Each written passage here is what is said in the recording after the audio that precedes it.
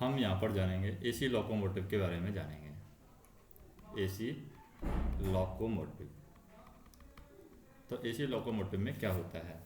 सबसे पहले हम देखते हैं कि रेलगाड़ी के बारे में हम देखते हैं, ट्रेन के बारे में, कि ट्रेन रेलगाड़ी जो होती है वो परिवहन के लिए उपयोग की जाती है और इसका जो उद्देश्य होता है वो क्या होता है?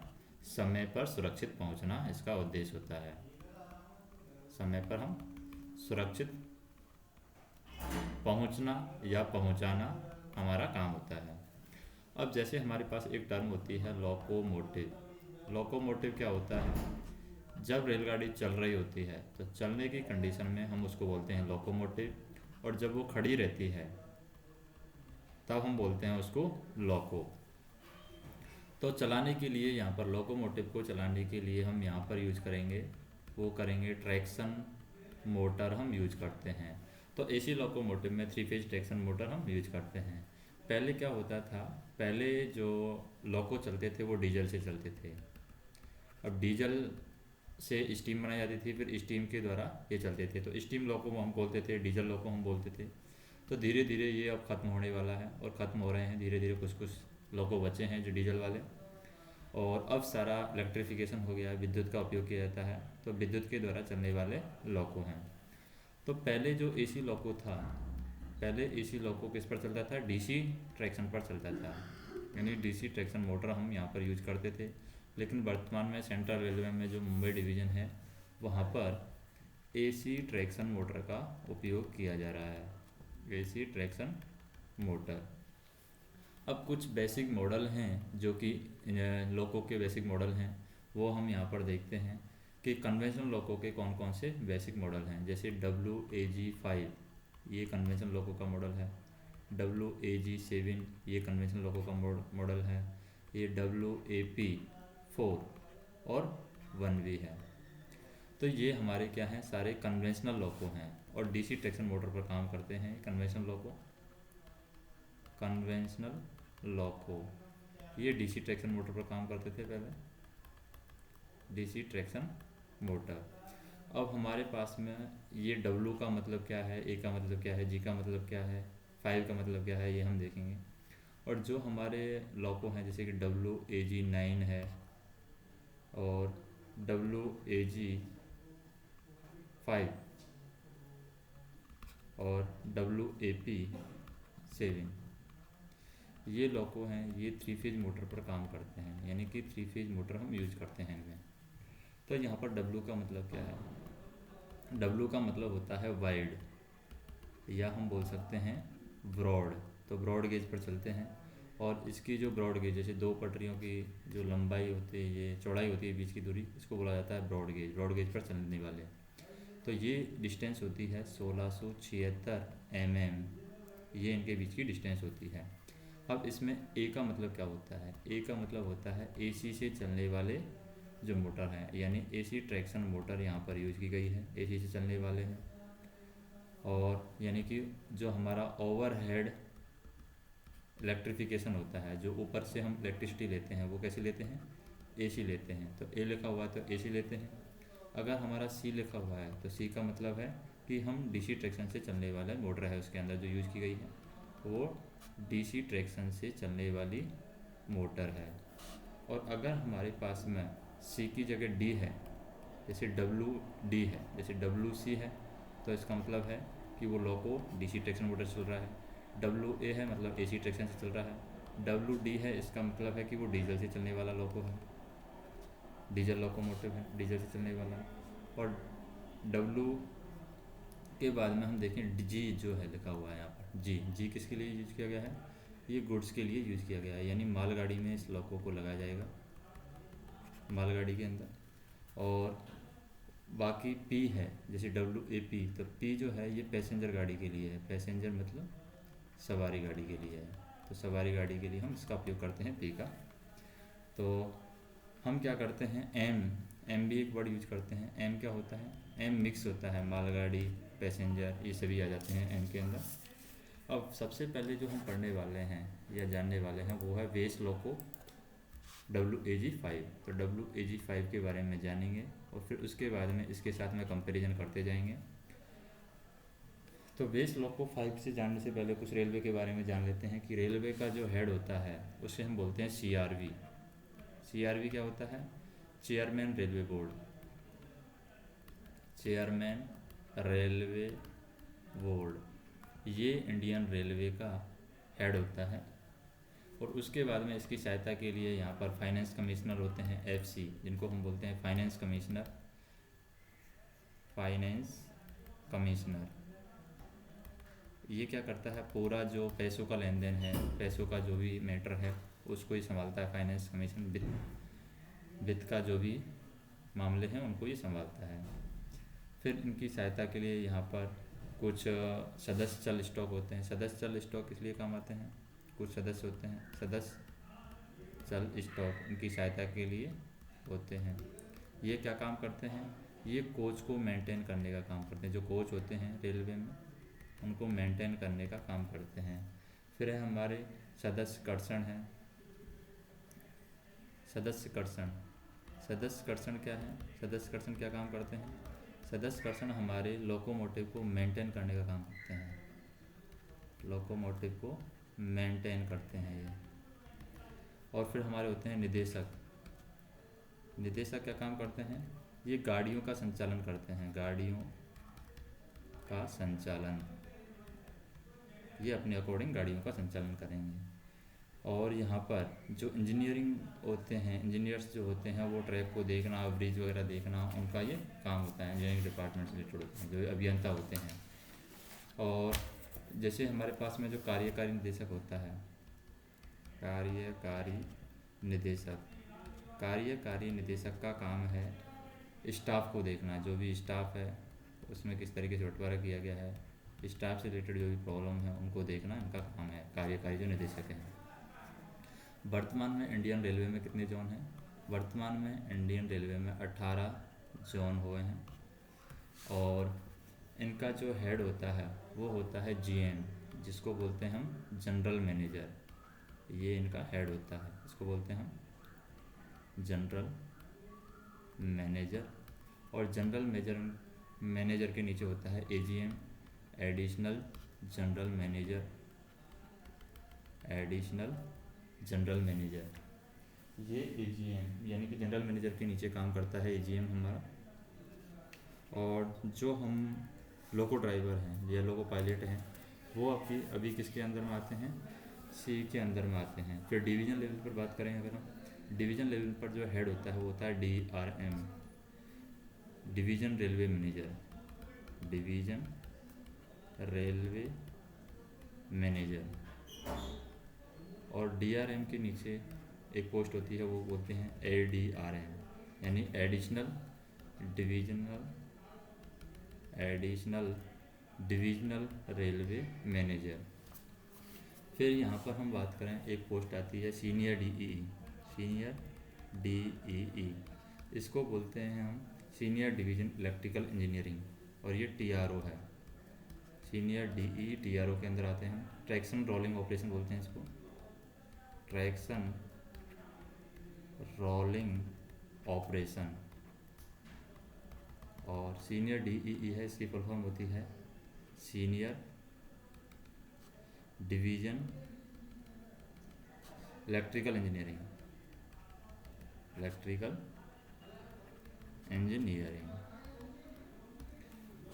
नेक्स्ट हम देखें, जो एक है यहाँ पर जो लोकोमोटिव बनते हैं, तो इसमें एक का नाम चेंज हो गया है। वो था, पहले था डीजल लोकोमोटिव वर्क्स था, इसका प्रोटेक्शन अभी डीजल लोकोमोटिव का बंद हो गया है। डीजल लोकोमोटिव वर्क्स ये था वाराणसी में। अब इसका नाम बदल करके क्या कर दिया गया है? बनारस लोकोमोटिव वर्कशॉप कर दिया गया है।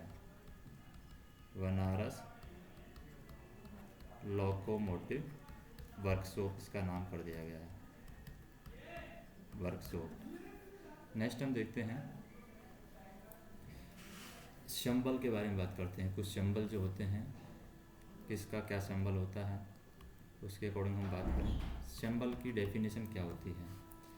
सिंबल की डेफिनेशन अगर परिभाषा की बात करें तो सिंबल ऐसे चिन्ह होते हैं ऐसे चिन्ह जो किसी परिपथ में बनाए गए हैं, ऐसे चिन्ह जो परिपथ में बनाए जाते हैं, जिनकी एक निश्चित पहचान होती है, निश्चित उनकी पहचान होती है, परिपथ में बनाए जाते हैं, वो हमारे कहलाते हैं सिंबल। सिंबल में भी हम अलग अलग सिंबल अलग अलग चीज़ के लिए उपयोग करते हैं। जैसे अगर सिंबल में बात करें, जैसे अर्थिंग की बात करें, अर्थिंग अर्थिंग के लिए किस तरीके का सिंबल यूज किया जाता है, इस तरीके का सिंबल हम यूज करते हैं। स्विच की बात करें, स्विच के लिए हम किस तरीके का सिंबल यूज करते हैं, ये स्विच का सिंबल है। इसको जैसे नीचे लाएंगे तो ये स्विच ऑन हो जाएगा और ऊपर रहेगा तो स्विच ऑफ रहेगा। जैसे ये ऑन की कंडीशन में है और ये स्विच है हमारा ऑफ की कंडीशन में है। फिर है फ्यूज। फ्यूज हमारे इस तरीके से होते हैं, ये हमारे फ्यूज है, इस तरीके से डिनोट किया जाता है फ्यूज। रेजिस्टेंस है, ये हमारा फ्यूज का चिन्ह हो गया। रेजिस्टेंस की बात करें, रेजिस्टेंस रेजिस्टेंस हमारा इस तरीके से डिनोट किया जाएगा, ये रेजिस्टेंस है। जनरेटर की बात करें, जनरेटर तो जी लिख के इस तरीके से जनरेटर को डिनोट किया जाता है। मोटर की बात करें तो मोटर कैसे डिनोट की जाती है, एम लिखने के बाद में इस तरीके से, यानी पहला अक्षर हमने लिख दिया, उसको गोल कर दिया, जनरेटर को जी लिख के गोल कर दिया। फिर है वोल्ट मीटर। वोल्ट मीटर में हम देखें, वोल्ट मीटर में वी है, जैसे वी को गोल करके हम इस तरीके से शो कर देंगे। फिर है एमीटर। एमीटर में क्या है, ए पहला पॉइंट है या पहला लेटर है तो एमीटर में ए लिख करके इसको इस तरीके से शो कर देंगे। फिर फॉल्ट है, फॉल्ट को किस तरीके से शो किया जाता है, फॉल्ट है उसमें हम क्या करेंगे, इसको फॉल्ट को इस तरीके से दिखा करके हम अर्थिंग वाला सिंबल दिखा देंगे, तो ये हो जाएगा हमारा फॉल्ट का। फिर लैंप की बात करें हम, लैंप को किस तरीके से दिखाया जाता है, जैसे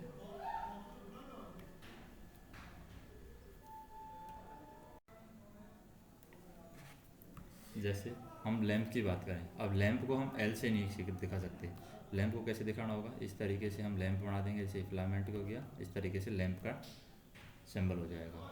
कॉइल की बात करें तो कॉइल को हम इस तरीके से घुमा देंगे, ये कॉइल हो जाएगी, ये कॉइल का डायग्राम है। ट्रांसफार्मर की बात करें, ट्रांसफार्मर ट्रांसफार्मर में हमारी ये जैसे प्राइमरी हो गई और ये हमारी सेकेंडरी हो जाएगी, तो इस तरीके से ट्रांसफार्मर को देखा जाता है। कॉन्टैक्टर की बात करें, कॉन्टैक्टर कॉन्टैक्टर को इस तरीके से दिखाया जाएगा, ये सिंगल कॉन्टैक्टर है हमारा। अगर थ्री फेज कॉन्टैक्टर दिखाना है, थ्री फेज कॉन्टैक्टर, तो थ्री फेज कॉन्टैक्टर में हम तीन कॉन्टैक्टर इस तरीके से दिखा देंगे, ये हमारा थ्री फेज कॉन्टैक्टर हो जाएगा। नेक्स्ट हम देखें डायोड, तो डायोड का सिंपल सिंबल है, इस तरीके से हम डायोड को बनाते हैं।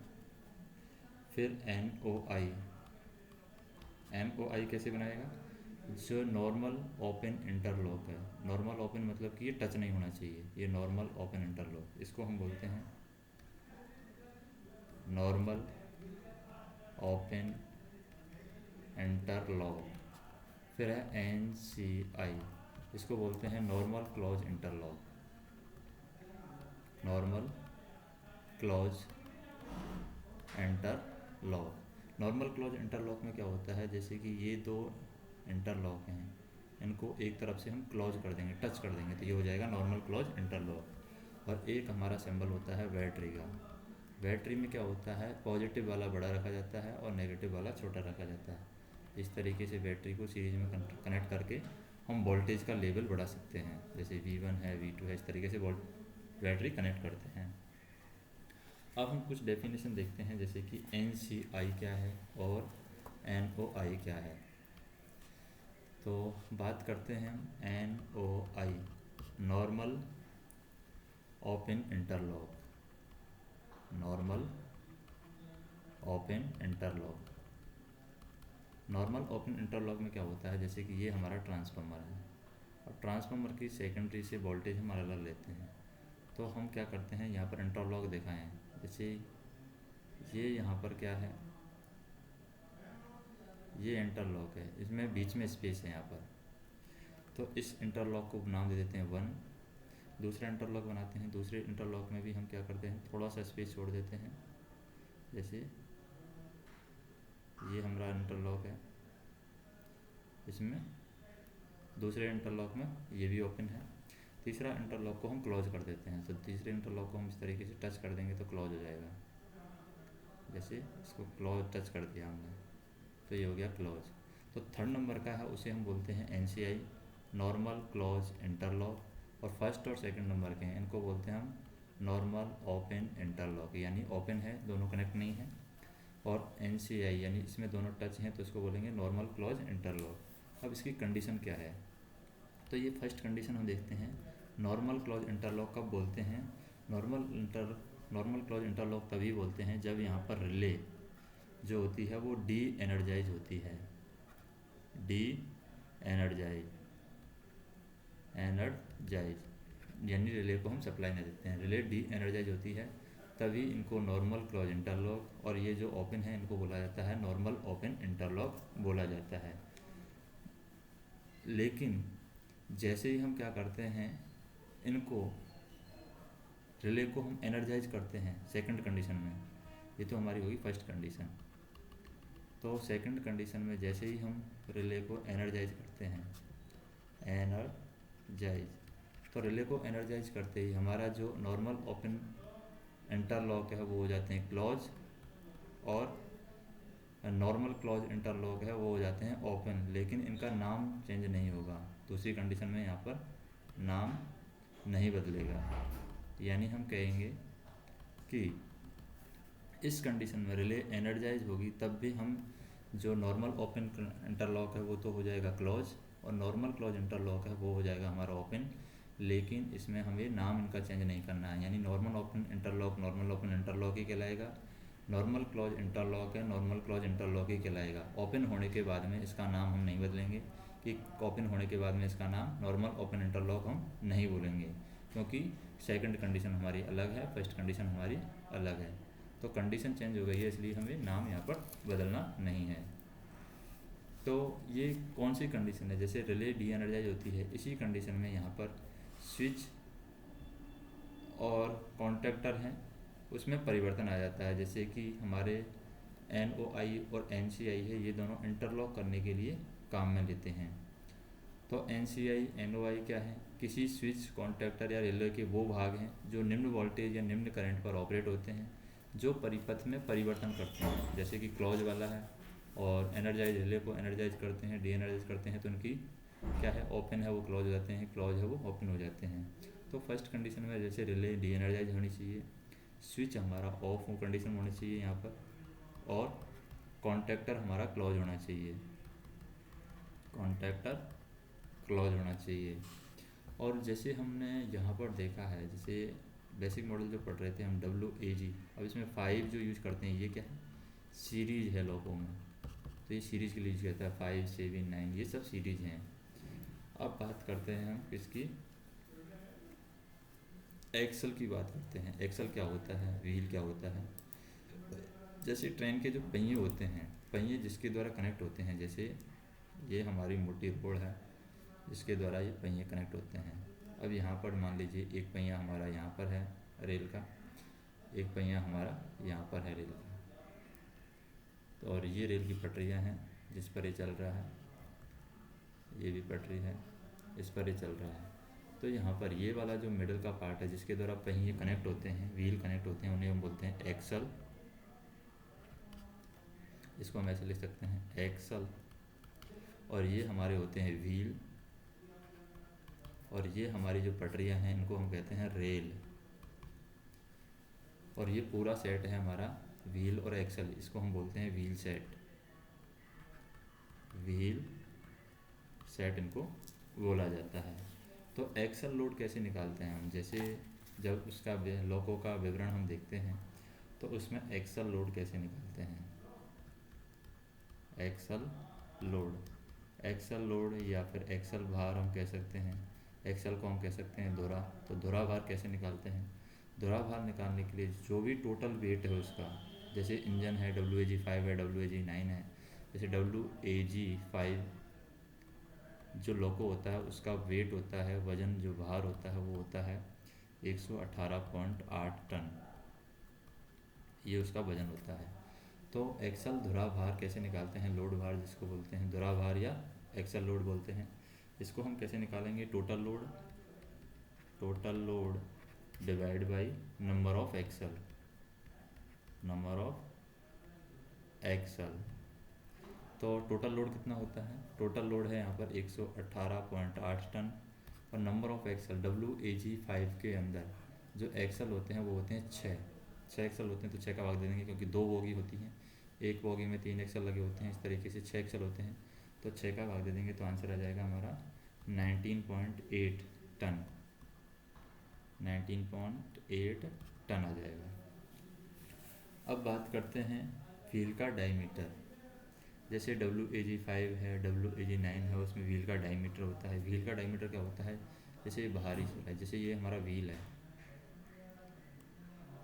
ये हमारा व्हील है, तो व्हील का डायमीटर पहले बाहर वाला जो एरिया है, ये पहले होता है व्हील का डायमीटर 1097, कितना होता है? 1097 मिलीमीटर होता है। लेकिन जब ये घिस कर के छोटा हो जाता है तो घिसने के बाद ये तो होता है नए का डायमीटर, अगर ये घिस जाता है तो घिसने के बाद में जो इसका डायमीटर होता है वो होता है 1016 मिलीमीटर। तो ये जो डेटा हैं वो हमें याद करने होते हैं। फिर हम देखते हैं बफर क्या होता है। बफर, तो बफर की बात करें, जैसे कि ट्रेन में आगे जो इस तरीके से जो लगे होते हैं दो इंजन के सामने, इस तरह जैसे हमारा ये इंजन है, और इंजन के सामने जो इस तरीके से दो निकले हुए होते हैं उनको हम बोलते हैं बफर। तो बफर से बफर लंबाई है वो हमारी दी जाती है। बफर से बफर लंबाई कितनी होती है? अलग अलग की अलग अलग होती है। जैसे WAG5 में जो बफर से बफर की लंबाई होती है वो होती है, मिलीमीटर के अंदर हम बात करें तो वो होती है 19,972 मिलीमीटर, बफर से बफर लंबाई होती है। फिर हम बात करते हैं कि जो हमारा पेंटो होता है, पेंटोग्राफ, जो यहाँ पर जैसे इंजन के ऊपर 2 पेंटोग्राफ होते हैं, जैसे ये हमारा इंजन है तो इंजन में यहाँ भी पेंटोग्राफ होगा इस तरीके से ऊपर उठा हुआ, और यहाँ भी पेंटोग्राफ होता है ऊपर उठाने के लिए, तो 2 पेंटोग्राफ होते हैं। तो पेंटोग्राफ की जो हाइट है वो रेस्ट पोजीशन में, जब ये ऊपर उठा हुआ ना हो, जैसे पेंटोग्राफ हमारा इस तरीके से हो, ऊपर उठा हुआ नहीं हो, इस तरीके से रेस्ट पोजीशन में हो, तो पेंटोग्राफ की हाइट जैसे यहाँ से रेल मतलब रेल की पटरियाँ जो होती हैं, रेल से पेंटोग्राफ की हाइट है अलग अलग में अलग अलग होती है।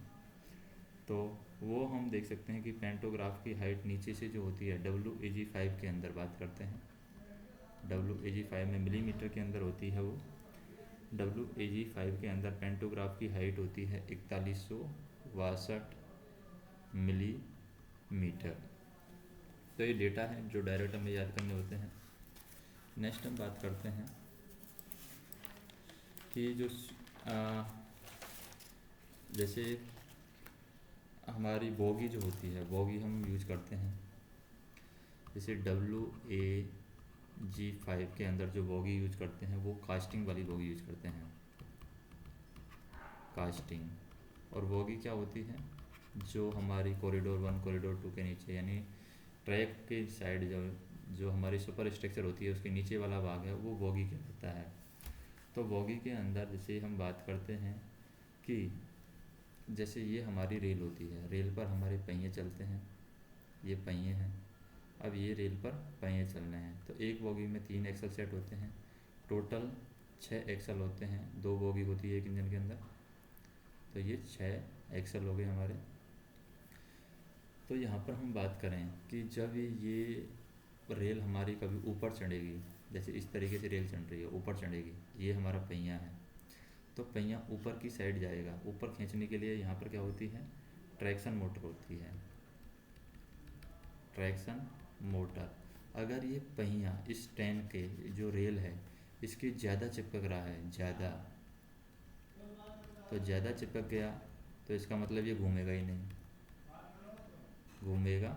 नहीं, इसका मतलब बहुत ज़्यादा एडिशन होगा, बहुत ज़्यादा चिपकाव होगा, तो ये पहिया यहाँ पर घूमेगा ही नहीं। अगर बहुत कम चिपकाव हुआ, बहुत कम, जैसे बहुत ज़्यादा चिपकाव होगा तो घूमेगा ही नहीं, बहुत कम चिपकाव होगा तो ये उसी जगह घूमेगा, उसी जगह ये घूमेगा। तो ना तो हमें यहाँ पर ये चिपकाव ज़्यादा रखना है, ना ही हमें कम रखना है। तो हमें क्या करना है, ऐसा रखना है कि जो हमारा ये पहिया है उसके डायमीटर का 1/3% है वो इससे चिपका रहे, 1/3 जो भाग है इसका ये इसके साथ में टच करे या इससे चिपका रहे। तो इतना हमें फ्रैक्शन यानी इतना हमें चिपकाव यहाँ पर यूज करना है। तो इतने चिपकाव के द्वारा ये यहाँ पर घूमेगा। तो हाई एडिशन जो हम यूज करते हैं, हाई चिपकाव हम बोल सकते हैं, वो होता है WAG7 के अंदर हाई एडिशन वाली हम बोगी यूज करते हैं। अब कुछ टर्मिनोलॉजी हम याद रखने के लिए, जैसे कुछ टर्म हैं वो हम ये देख लेते हैं। जैसे हमारे पास में अगर मान लीजिए कि जो Q से स्टार्ट होता है, जो Q से जो भी टर्म जैसे QLM है, QRSI है, QE है, QF है, तो Q किसके लिए यूज होता है, ये हमारा रिले के लिए उपयोग होता है, जो भी Q से स्टार्ट होगा। और जैसे हम बात करें, मान लीजिए स्टार्टिंग में हमारा H है, Z है, या फिर BP है, या VL है, ये क्या है, स्विच के लिए हम काम में लेंगे इनको। जितने में भी स्टार्टिंग में H, Z, BP, VL आएगा वो सब स्विच होंगे हमारे। जैसे स्विच के बारे में बात करें, जैसे HQOP, ये हमारा क्या है, स्विच है। अगर इसको H को हटा दें, QOP है, तो QOP क्या होगी, हमारी रिले होगी। तो ऐसे हमें देखना है। जैसे BL है, ये BL क्या है, बटन लीवर या बेंच लीवर बोल सकते हैं, बटन लीवर या फिर बेंच लीवर बोल सकते हैं। BP की बात करें, BP को क्या बोल सकते हैं, BP को हम बोल सकते हैं पुश बटन बोल सकते हैं, पुश बटन इस BP को बोला जाता है। जैसे CC है, CC को हम बोल सकते हैं फ्यूज, क्योंकि CC की फुल फॉर्म होती है करंट कैरियर। तो फ्यूज हमारा करंट को आगे बढ़ाने का काम करता है, तो इसलिए हम इसको करंट कैरियर या फ्यूज बोल सकते हैं। C हमारा होता है कॉन्ट्रैक्टर, और LS हमारा जो होता है वो होता है सिग्नल लैंप है। तो इसको हम पायलट लैंप भी बोल सकते हैं, पायलट लैंप भी इसको कहा जाता है। और O होता है हमारा अर्थिंग के लिए, यानी अर्थिंग के लिए इसका उपयोग करते हैं। और एक हमारा होता है ऑटो ट्रांसफार्मर के लिए हम बात करते हैं, जैसे कि ATFEX, ये होगा auto transformer for excitation, auto transformer for excitation. तो फिर हम बात करते हैं डीजे को बोलते हैं डिसजॉइंटर, यानी हाई वोल्टेज सर्किट ब्रेकर होता है हमारा डीजे, इसको क्या बोलते हैं, डिसजॉइंटर। इसको हम बोल सकते हैं high voltage circuit breaker, high voltage circuit breaker भी इसको बोला जाता है डीजे को। और CAP ये क्या है, हमारे कैपेसिटर हैं, इंडक्टिव लोड को कम करने के लिए काम ले जाते हैं, कैपेसिटर। और ECC जो होता है, ECC होता है examiner for fuse, examiner for fuse, ये हमारा होता है ECC। अब हम बात करते हैं कुछ विद्युत लोगों का सामान्य विवरण है, वो हम बुक में देख लेंगे कि विद्युत लोगों का सामान्य विवरण क्या हो सकता है। और उसके बाद में हम बात करते हैं कुछ फुल फॉर्म हम देखते हैं, जैसे PCOM की फुल फॉर्म क्या है, PCOM principal chief operation manager, principal chief operation manager, ये PCOM की फुल फॉर्म होती है। और ये किस में सहयोग करता है, जो यातायात के जो सहायक नियम बनाते हैं उनमें ये सहयोग करता है। एक होता है PCEE, principal chief electrical engineer, PCEE principal chief electrical engineer. एक होता है हमारा डीआरएम, डिविजनल रेलवे मैनेजर होता है। एक सीनियर डीओएम होता है, senior DOM, senior division operation manager होता है, senior division operation manager. Next हम बात करते हैं कि बोगी हम कैसे पहचानते हैं। जैसे कैब जो होती है जिसमें लोको पायलट एएलपी बैठते हैं, उनको हम कैसे पहचानते हैं। बोगी या बोगी के नहीं, हम कैब की बात करें, कैब को कैसे पहचाना जाता है, कैब 1 कौन सी है, कैब 2 कौन सी है, और किस तरीके से उसमें पार्ट्स लगे होते हैं, कहाँ कहाँ पर कौन कौन से पार्ट्स हैं वो लगे होते हैं, उनके बारे में हम बात करते हैं। जैसे कैब की बात करें, जैसे ये हमारा एक इंजन है, पूरा लोको है, पूरा कंप्लीट। अब इस लोको में आगे वाला पार्ट हम देख लेते हैं यहाँ पर। जैसे ये वाला जो पार्ट है इस तरीके से, और इधर भी हम बना लेते हैं, यहाँ पर ये वाला पार्ट है इस तरीके से। अब इसमें हमें, जैसे मान लीजिए इधर की साइड हम देख रहे हैं, हमें अपना फेस ध्यान रखना है। जैसे कि हम यहाँ पर खड़े हो जाएं और इधर की साइड फेस रखें, तो हमेशा ये ध्यान रखना है हमें कि अपने दाहिने हाथ की तरफ हमें रखना है अपना एएलपी। जैसे कि यहाँ पर बैठेगा, वो बैठेगा एएलपी इस जगह पर, दाहिने हाथ की तरफ यहाँ पर एएलपी बैठेगा और यहाँ पर एलपी लोको पायलट बैठेगा। इसी तरीके से अगर हम फेस को यहाँ पर खड़ा होकर इधर करते हैं अपना फेस, तो दाहिने हाथ की तरफ हमारा एलपी बैठेगा और यहाँ पर बैठेगा एलपी। अब हम क्या करते हैं, ये कैब कैसे पहचानते हैं। जैसे कैब फर्स्ट है, ये हमारी कैब फर्स्ट है लेफ्ट हैंड साइड में, और ये हमारी कैब सेकंड है। ये पहचानेंगे कैसे। पहला पहचान तो ये है कि कैब फर्स्ट के अंदर 3 यहाँ पर कंपार्ट लगे होते हैं। जैसे कि एक कंपार्ट यहाँ पर होता है, जिसे आलमारी भी कह सकते हैं। एक कंपार्ट यहाँ पर होता है, एक कंपार्ट यहाँ पर होता है। जो सेंटर वाला कंपार्ट होता है एएलपी और एलपी के बीच में, इस कंपार्ट को बोलते हैं TPN1, TPN1 कंपार्ट बोलते हैं। अब इस जो TPN1 कंपार्ट है, इसी में हमारा वेवी कंप्रेसर लगा होता है। इसी में क्या होता है हमारा वेवी कंप्रेसर, यानी हम कह सकते हैं एक बड़ा कंप्रेसर होता है, एक छोटा कंप्रेसर होता है। छोटा वाला कंप्रेसर हमारा कहलाता है वेवी कंप्रेसर। इसका बोलते हैं हम MCPA भी बोलते हैं, MCPA। पहले इसको वेवी कंप्रेसर बोला जाता था। और हमारा जो LP है, LP की साइड से, जैसे बोगी फर्स्ट से जब भी हम जाते हैं, जिस भी कैब से हम जाते हैं, कैब हमारी फर्स्ट है, कैब हमारी 2 है, कैब फर्स्ट से अगर हम जिस साइड से LP की साइड से जाएंगे उसे हम कॉरिडोर नाम देंगे। जैसे LP की साइड से कैब फर्स्ट से कैब 2 में जाएंगे, तो कैब फर्स्ट से जा रहे हैं इधर से इधर, इसका मतलब इसको बोलेंगे कॉरिडोर 1। LP की साइड से जाते हैं उसको बोलते हैं कॉरिडोर 1। इसी तरीके से यहाँ पर हमारा कैब 2 है, कैब 2 से जा रहे हैं हम, LP की साइड से जा रहे हैं, तो इसको बोलेंगे हम कॉरिडोर 2, कॉरिडोर 2। एक तो पहचान हमारी ये होगी कैब फर्स्ट की कि TPN पिन 1 होती, TPN पिन 1 है वो ALP LP के बीच में होती है। और ये हमारी होती है TPN 2 pin, TPN number 2 pin, और ये होती है हमारी TPN 3 पिन। दूसरी पहचान है कैब फर्स्ट की कि यहाँ पर TPN जो थर्ड है,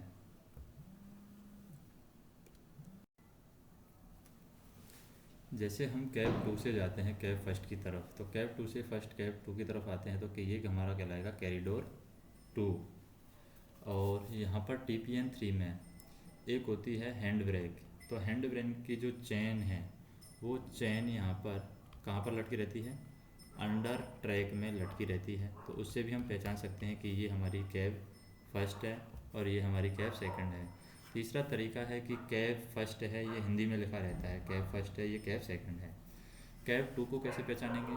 कैब 2 में भी यहाँ पर जिस तरीके से कैब फर्स्ट में 3 कंपार्ट होते हैं, 3 अलमारी होती हैं, उसी तरीके से कैब 2 में भी 3 कंपार्ट होते हैं। पहला जो कंपार्ट है यहाँ पर, ये कंपार्ट होता है हमारा स्विच बोर्ड। इसमें स्विच और फ्यूज लगे होते हैं, इसको बोलते हैं हम स्विच बोर्ड। तो स्विच बोर्ड के अंदर स्विचेज लगे होते हैं या फिर हम बोल सकते हैं कि फ्यूज लगे होते हैं, ऊपर स्विच लगे होते हैं, नीचे फ्यूज लगे होते हैं। और एल पी और ए एल पी के बीच में जो कंपार्ट होता है उसमें उसको बोलते हैं TK1 पैनल, TK1 पैनल। और इसको हम बोल सकते हैं TK1 पैनल को ही कॉन्ट्रैक्टर पैनल बोल सकते हैं। और एक कंपार्ट यहाँ पर लगा होता है, इस कंपार्ट को बोलते हैं रिले बोर्ड या TR पैनल। इससे कैप 2 की पहचान की जाती है, रिले बोर्ड या फिर हम बोल सकते हैं TR पैनल। अब यहाँ पर हम बात करें कि कुछ टर्म, जैसे कैब फर्स्ट के अंदर ड्राइवर के सामने 4 तरह के मीटर होते हैं। 4 तरह के मीटर में ए, जिसे इस तरीके से लिखा होता है यू और UA। तो ए किसके लिए यूज होता है? ये ट्रैक्शन मोटर का करंट बताता है, ये ट्रैक्शन मोटर में करंट कितनी है उसकी वैल्यू ये बताएगा। और ये जो 2 यू हैं ये वोल्ट मीटर का काम करते हैं। ट्रैक्शन मोटर का वोल्टेज बताएगा, ट्रैक्शन मोटर 2 में कितना वोल्टेज जा रहा है ये बताएगा, ट्रैक्शन मोटर 2 में कितना वोल्टेज जा रहा है। ये यू है, ये बताएगा ट्रैक्शन मोटर 1 में कितना वोल्टेज जा रहा है, ट्रैक्शन मोटर 1 में कितना वोल्टेज जा रहा है।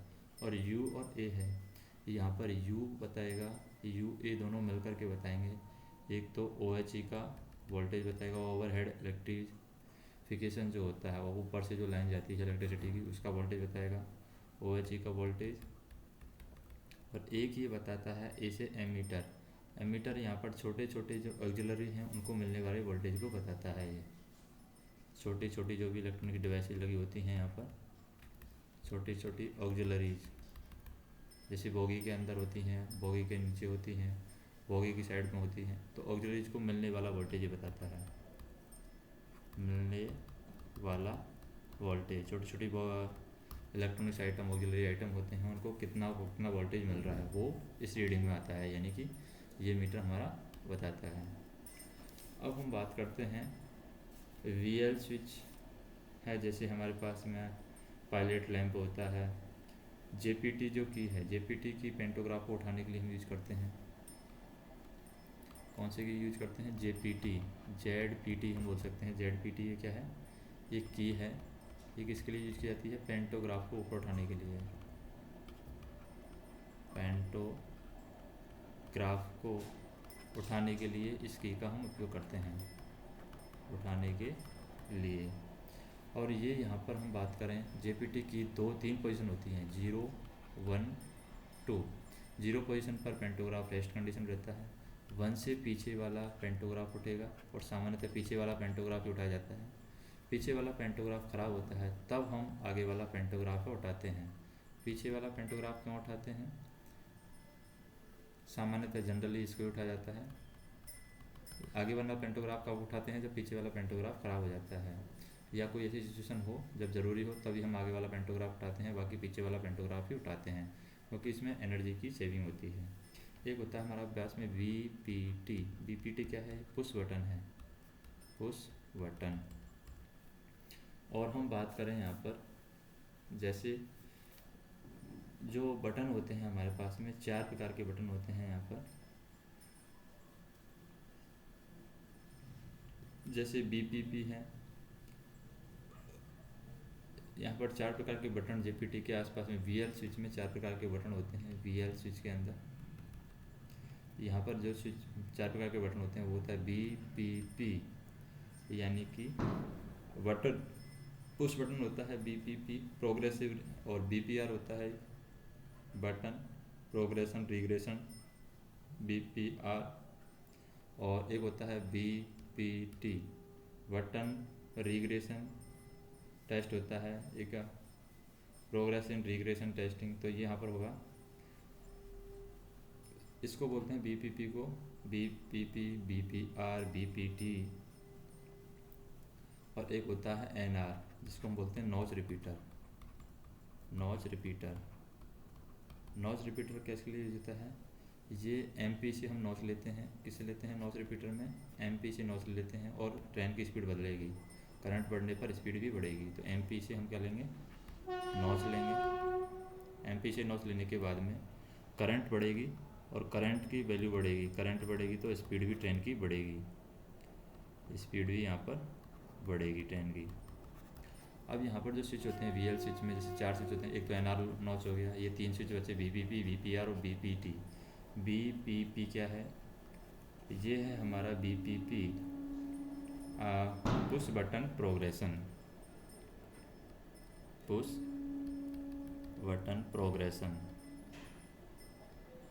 और बीपीआर है, ये है हमारा push button regression, push button regression.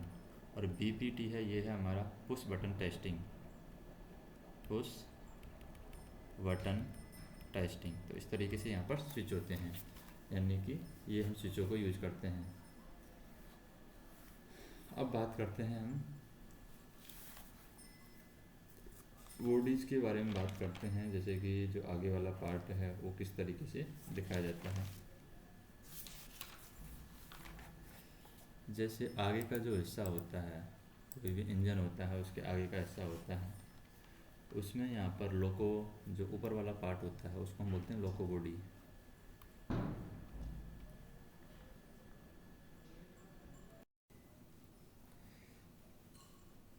जैसे ऊपर वाला भाग है उसको बोलेंगे लोको बॉडी। जैसे ये ट्रेन का पार्ट होता है हमारा, ये ऊपर वाला भाग होता है, नीचे यहाँ पर पहिए कनेक्ट होते हैं, तीन तीन के 3 एक्सल, यहाँ पर बोगी फर्स्ट, बोगी सेकंड, और यहाँ पर रेल होती है हमारी।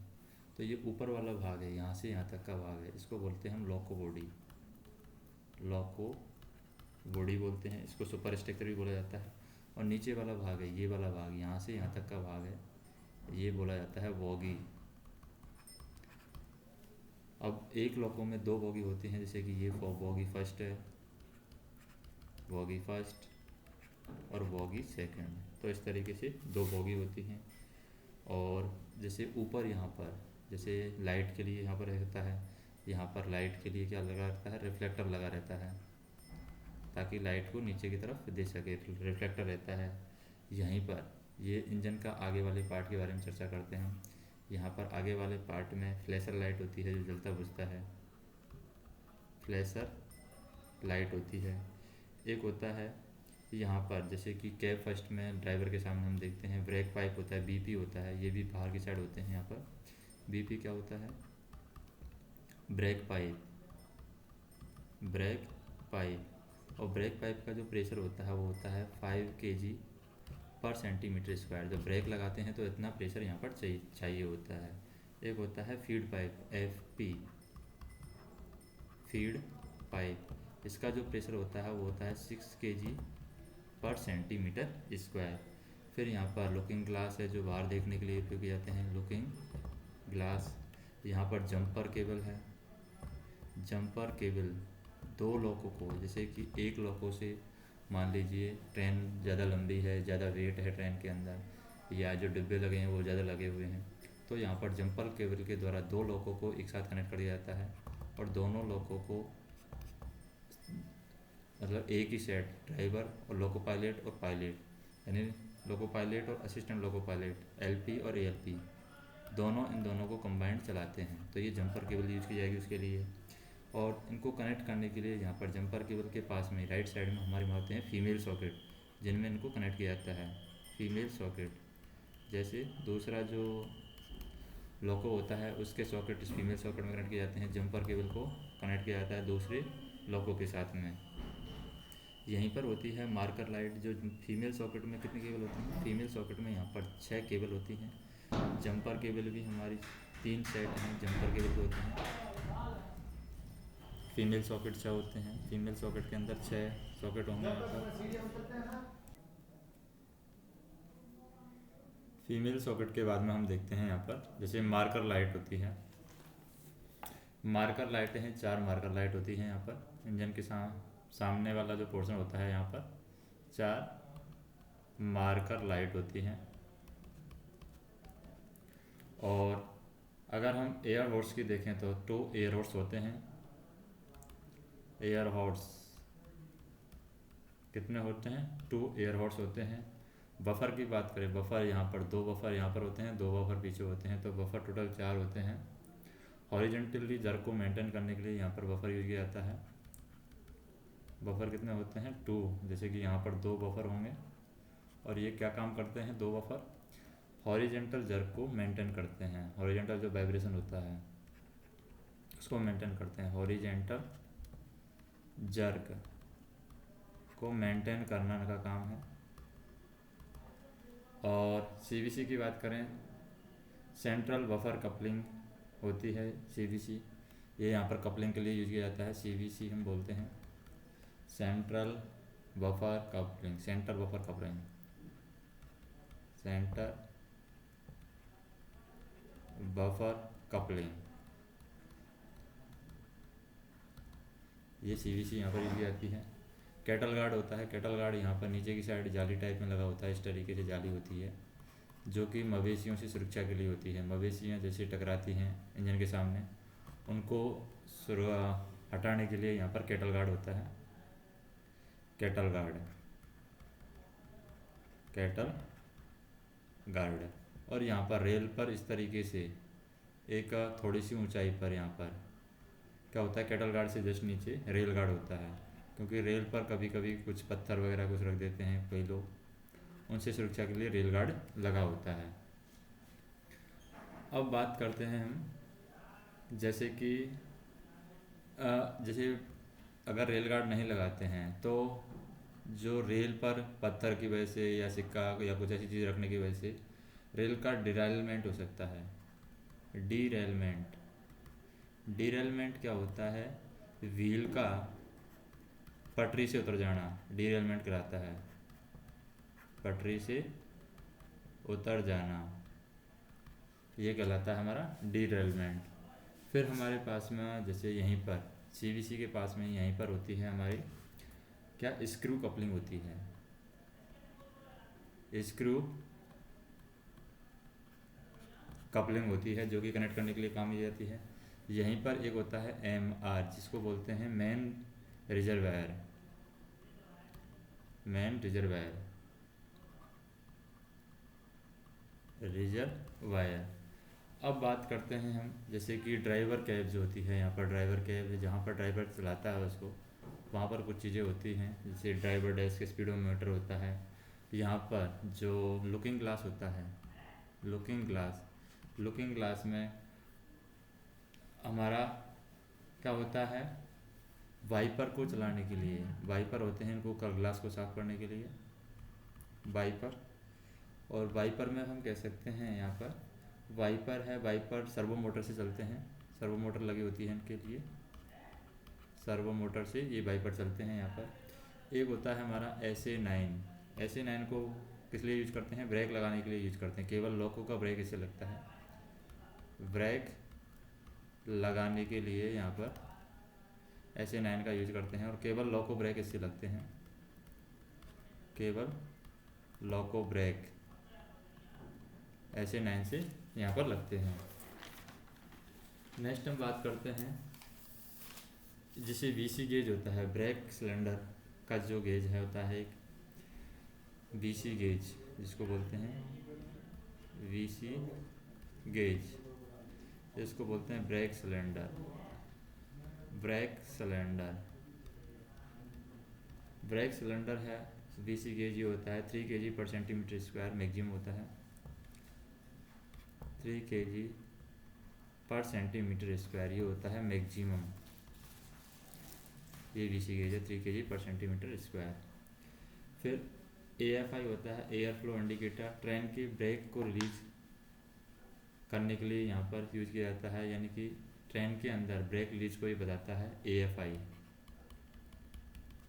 Air flow indicator, air flow indicator. Air flow indicator जो होता है ट्रेन के ब्रेक को रिलीज करता है, ट्रेन के ब्रेक को यहाँ पर ये रिलीज करता है। और हम बात करते हैं AR या PR है। AR होता है auxiliary reservoir, auxiliary reservoir, auxiliary reservoir, VIOUR, और एक होता है PR, पेंटो रिजर्वायर, पेंटो रिजर्वायर, VIOUR। फिर हम बात करते हैं यहाँ पर जैसे जो वॉगी के अंदर क्या क्या चीज़ होती है। वॉगी के अंदर हम देखें वॉगी हॉर्न होता है, ब्रेक असेंबली होती है, स्टेपलेट होती है, इक्वलाइजिंग बीम होता है, स्पीड मीटर करंट भेजने के लिए हम यूज करते हैं यहाँ पर, और हेलिकल स्प्रिंग होती हैं जो कि वर्टिकल वाइब्रेशन के लिए यहाँ पर उपयोग की जाती है बोगी के अंदर।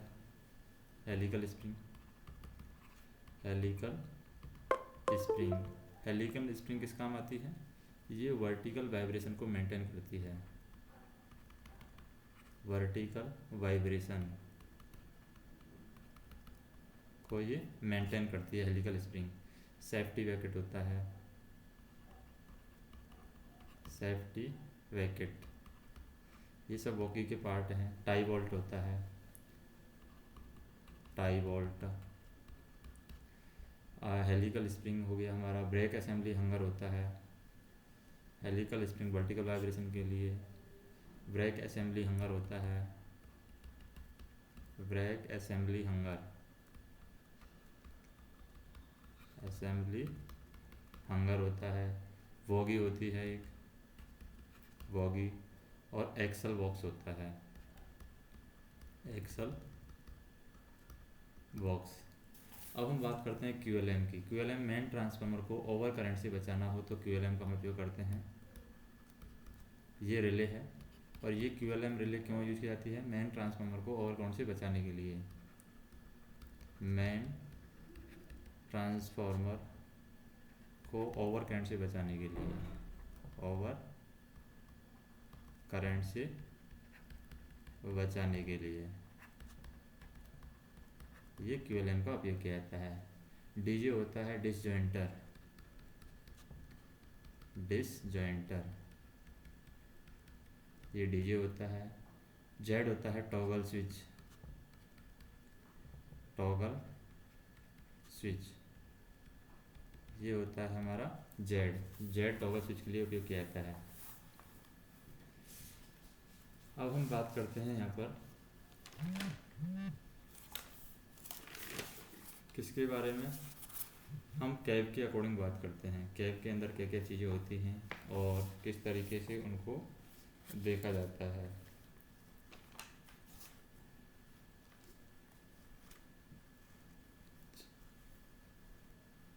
जैसे कैब की बात करें हम, जैसे कैब पहचानना हमने देखा है, कैब किस तरीके से पहचानते हैं, कैब फर्स्ट कौन सी है, कैब सेकंड कौन सी है। तो जैसे हमारी ये रेल है, ये हमारी रेल है, रेल में हम यहाँ पर बात करते हैं, ये हमारे पहिए लगे हुए हैं, 3 व्हील यहाँ पर लगे हुए हैं, बॉगी फर्स्ट इसको हम बोलेंगे, और बॉगी सेकंड के लिए 3 पहिए यहाँ पर लगे हुए हैं, 1 2 3। अब इसमें अगर एक्सल की बात करें, एक्सल को नाम दें तो एक्सल को 6 एक्सल हो गए, 1 2 3, बॉगी फर्स्ट में 3 एक्सल, फिर 4 5 6, ये बॉगी 2 में, तो ये हमारी होगी बॉगी 2 और ये होगी हमारी बॉगी 1। लोको बॉडी जो होती है वो इसके ऊपर होती है, ये हमारी कहलाएगी लोको बॉडी। इसको हम बोलते हैं सुपर स्ट्रक्चर भी बोलते हैं, इसी को हम लोको बॉडी बोलते हैं। अब यहाँ पर ये वाला जो पार्ट है, इसके आगे वाला पार्ट और इधर आगे वाला पार्ट, ये लेफ़्ट साइड का जो पार्ट है ये हमारा कहलाएगा कैब फर्स्ट। पहचानेंगे कैसे? पहचानेंगे ऐसे कि यहाँ पर टी जो पिन होती है वो टी पिन होती है यहाँ पर कैब फर्स्ट के अंदर। अगर हम कैब फर्स्ट की पहचान करेंगे तो कैब फर्स्ट के अंदर TPN नंबर पिन होती है यहाँ पर LP और ALP के बीच में। और कैब फर्स्ट में हम देखें कि इधर की साइड अगर हम अपना मुँह करके खड़े हों तो राइट साइड में, अपने राइट साइड में होता है ALP, और लेफ्ट साइड में होता है LP। इन दोनों के बीच में यहाँ पर एक बोगी होती है, कंपार्ट होता है, जिसको हम बोलते हैं TPN1। TPN1। अब क्या होता है यहाँ पर, जैसे कि ये पहिया नंबर 1 2 3 हो गया एक्सेल में। अगर पहिए की बात करें, पहिए का नंबर किस तरीके से लिखा जाएगा, तो पहिए का नंबर लिखा जाता है, जैसे पहिया नंबर हमारा, जैसे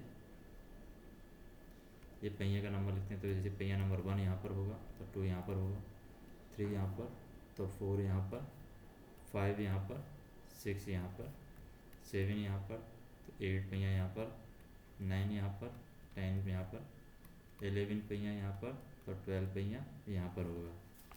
तो इसमें हम देखें ये वाला जो पार्ट है, ये बॉडी हमारी कहलाएगी सुपर स्ट्रक्चर। ये बॉडी क्या कहलाएगी? Super structure. और नीचे वाली जो बोगी का जो पार्ट है यहाँ पर, बोगी से नीचे, बोगी वाला जो सेक्शन है, ऊपर वाला हमारा सुपर स्ट्रक्चर या लोको बॉडी कहते हैं। नीचे वाला पार्ट है रेल और बोगी के बीच में, ये वाला कहलाता है अंडर ट्रैक। अंडर ट्रैक हम इसको बोलते हैं। अब यहाँ पर जैसे कि ये केव फर्स्ट है, ये हमारी केव सेकंड है। अब इसमें हम देखें जो MR होती है, मेन रिजर्वायर होते हैं, वो 4 होते हैं मेन रिजर्वायर, और उल्टी सी के रूप में बनते हैं। उल्टा सी जैसे कि हम मान देते हैं, इस तरीके से उल्टा सी बना देते हैं, इस तरीके से इनका सीक्वेंस होता है। तो ये होगा MR1 main reservoir 1, MR2 main reservoir 2, फिर MR3 मेन रिजर्वायर 3, ये MR4 मेन रिजर्वायर 4, ये होते हैं हमारे। तो ये हमारा अंडर ट्रैक का सेक्शन होगा। अब हम क्या करते हैं यहाँ पर, जैसे हम क्या करते हैं, बैटरी बता देते हैं। बैटरी 10 बैटरी यहाँ पर कनेक्ट होती है। जैसे 10 बैटरी का सीक्वेंस जो होता है, वो बैटरी का सीक्वेंस हम इस तरीके से लिखते हैं। बैटरी का सीक्वेंस है हमारा, वो इस तरीके से सी के रूप में होता है बैटरी का सीक्वेंस। तो यहाँ से स्टार्ट करते हैं बैटरी का सीक्वेंस। यहाँ पर जो बैटरी है वो हमारी होगी 1 और 2 नंबर की बैटरी यहाँ पर होगी। फिर 3 बैटरी यहाँ पर होंगी, कौन सी, 3 4 5। फिर इसी सीक्वेंस में यहाँ पर जो बैटरी होगी वो होगी 6 और 7 बैटरी, और यहाँ पर होगी MR2 में 8 9 और 10 नंबर बैटरी। तो इस तरीके से बैटरी का कनेक्शन होगा। अब यहाँ पर हम जो यूज करते हैं, जैसे ये जो MR1 MR2 व्हील नंबर दिखते हैं 1 3 5 7 9 11, ये कॉरिडोर 1 के नीचे, जैसे ये वाला पार्ट हमारा कहलाता है कॉरिडोर 1। तो विषम है, तो विषम वाले जो नंबर होंगे यहाँ पर होंगे 1 3 5 7 9 11। ये वाला पार्ट हमारा कहलाता है कॉरिडोर 2। कॉरिडोर 2 क्या है, हमारा सम है। तो इसमें सारे सम होंगे हमारे, जैसे कि 2 4 6 8 9 8 10 11 8 10 12। तो ये हमारे कॉरिडोर के नीचे हमारे जो व्हील नंबर यानी पहियों का नंबर है, चक्का नंबर है, वो इस तरीके से होंगे। और हमेशा हमें ये ध्यान रखना है कि जब हम मुँह करके जिस डायरेक्शन में लोको चल रहा है, इस डायरेक्शन में इस तरह से लोको देखेंगे, तो राइट साइड में यानी दाईं तरफ अपने क्या बैठेगा, ALP बैठेगा। ये हमें ध्यान रखना है। अब इसमें जो टीपिन नंबर होता है, टीपिन नंबर 1 है, टीपिन नंबर 3 है। तो टीपिन नंबर 3 का बॉक्स देखते हैं। वो टीपिन नंबर 3 का बॉक्स कहाँ पर होता है, यहाँ पर होता है टीपिन नंबर 3 का, TPN3। तो TPN3 का जो बॉक्स है इस तरीके से होता है, ये TPN3 का बॉक्स है। TPN3 के बॉक्स में नीचे हुक की साइड होता है, यहाँ पर होता है हैंड ब्रेक, और ये ऊपर वाला कंपार्टमेंट है, ये ALP और LP असिस्टेंट लोको पायलट और लोको पायलट के सामान के लिए ये रखा जाता है। लेकिन कई बार इसमें यहाँ पर मिल जाता है हमें फायर एक्सटिंग्विशर मिल जाता है, VCD यूनिट भी मिल जाती है कई बार, VCD यूनिट या फायर एक्सटिंग्विशर मिल जाता है, फायर एक्सटिंग्विशर यहाँ पर मिल जाता है। तो ये हमारा ALP ज़्यादातर जनरली सामान्यतः तो ये ALP और LP के लिए सामान रखने के लिए बनाया जाता है, लेकिन कई बार ये चीज़ें भी यहाँ पर मिल जाती हैं। और कैप 2 के पीछे का जो हिस्सा है यहाँ पर, जैसे यहाँ पर जो होता है कैप 2 में, ये TK यहाँ पर 1 होता है, और इधर इसके पीछे वाला हिस्सा है, ये यहाँ पर होता है TK2। अब हम आगे बात करते हैं कि जो हैंड ब्रेक लगता है TPM3 में हैंड ब्रेक होता है, इसकी चेन है यहाँ पर नीचे की साइड लग रहती है अंडर ट्रैक में। तो हम क्या इससे भी पहचान सकते हैं कि चेन नीचे की साइड लटकी रहती है, उससे हम पहचान सकते हैं कि ये हमारी कैब फर्स्ट है। तो ये WAG9 की बोगी के बारे में बताया गया है। अब इसी में हम देखते हैं एक स्विच बोर्ड जो होता है यहाँ पर जो कनेक्ट होता है कैब 2 में, यहाँ पर क्या होता है स्विच बोर्ड कनेक्ट होता है। तो स्विच बोर्ड का डायग्राम किस तरीके से होगा, स्विच बोर्ड। तो स्विच बोर्ड में हमारे जैसे कि ये हमारा वो स्विच बोर्ड का पैनल हो जाएगा। यहाँ पर हमारे स्विचेज होते हैं और यहाँ पर हमारे फ्यूज होते हैं। जैसे ये है फ्यूज और ये है हमारे स्विच,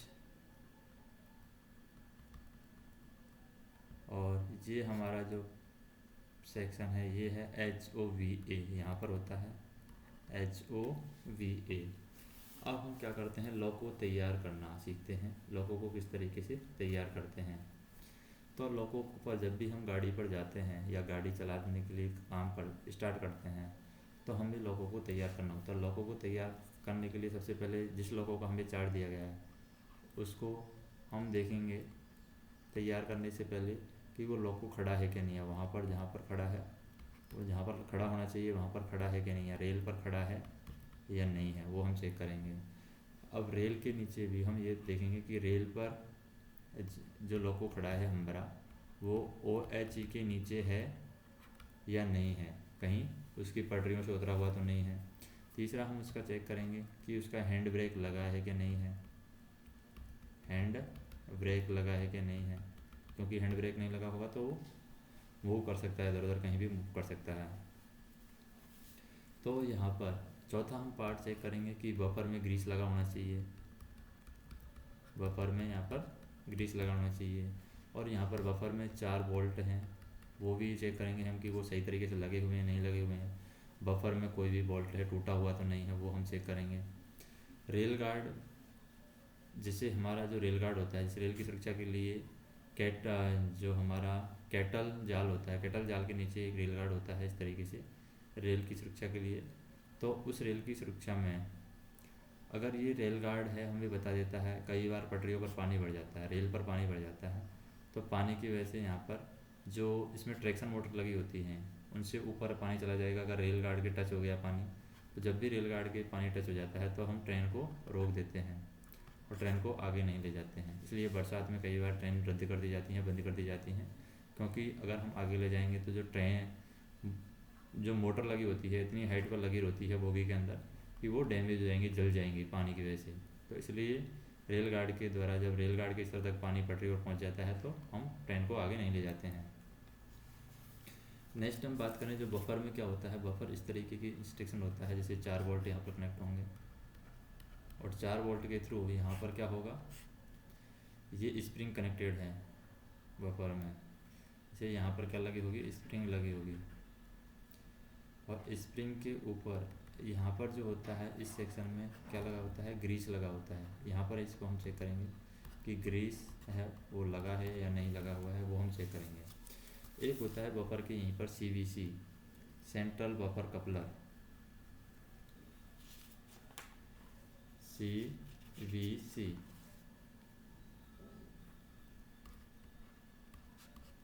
सेंट्रल बफर कपलर। तो ये भी यहाँ पर यूज किया जाता है, सेंट्रल बफर कपलर है ये।